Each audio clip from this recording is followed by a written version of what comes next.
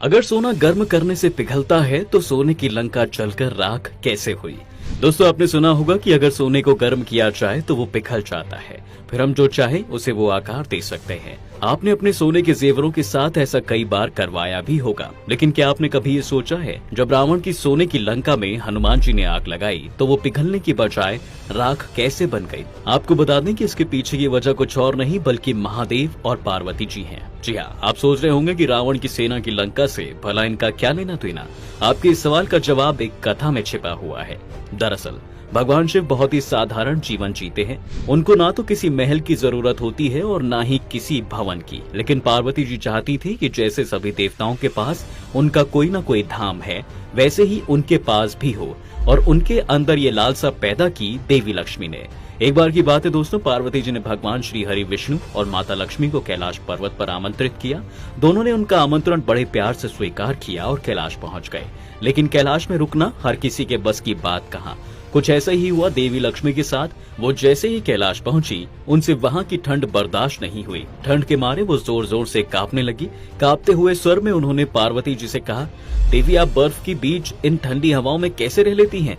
आप तो एक राजकुमारी रही हैं। आपका जीवन महल में बीता है, फिर आप इन बर्फीले पहाड़ों के बीच कैसे रह लेती हैं? ये सब सुनकर माता पार्वती को बहुत दुख हुआ। कुछ देर बाद देवी लक्ष्मी और विष्णु जी कैलाश से जाने लगे। जाते जाते उन्होंने भी पार्वती जी और महादेव को बैकुंठ आने के लिए निमंत्रण दिया। कुछ दिनों बाद शिव जी और पार्वती जी माता लक्ष्मी से मिलने उनके बैकुंठ धाम गयी।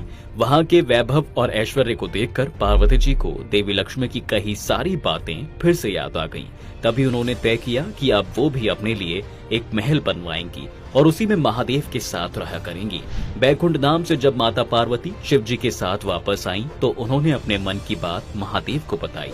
भगवान शिव ने उन्हें बहुत समझाया, लेकिन पार्वती जी के हट के आगे उनकी एक ना चली और फिर उन्होंने विश्वकर्मा जी को बुलाया और उन्हें महल निर्माण का कार्य सौंप दिया। विश्वकर्मा जी ने अपनी अद्भुत कारीगरी से एक बेहद खूबसूरत सोने का महल तैयार किया। अपने नए घर के निर्माण से पार्वती जी काफी प्रसन्न थीं।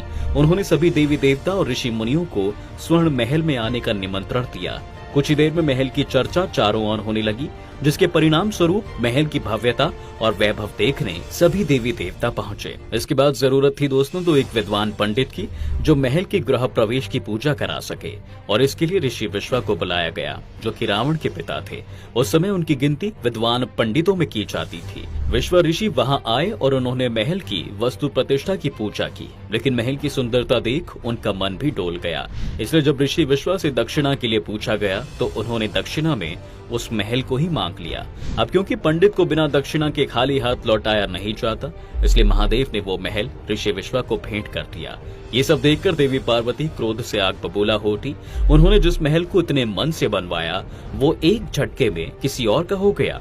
गुस्से से आग बबूला हुई देवी पार्वती ने उसी वक्त ऋषि विश्वा को ये श्राप दिया कि जिस सोने की लंका को आपने दान में मांगा है, एक दिन यही सोने की लंका जलकर राख हो जाएगी। जिसके बाद ऋषि विश्वा के पास से सोने की ये लंका धन के देवता कुबेर के पास पहुंची, क्योंकि कुबेर जी भी विश्वा ऋषि के पुत्र थे। इसके बाद रावण ने कुबेर जी से ये लंका छीन ली थी और इस तरह से ये लंका रावण की हो गई।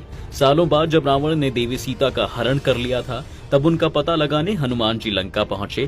तभी उन्होंने पूरी लंका को आग लगाकर राख कर दिया था और इस तरह लंका जल कर आए। और साथ ही वीडियो से जुड़े सवाल हमें कमेंट करके पूछना ना भूलें।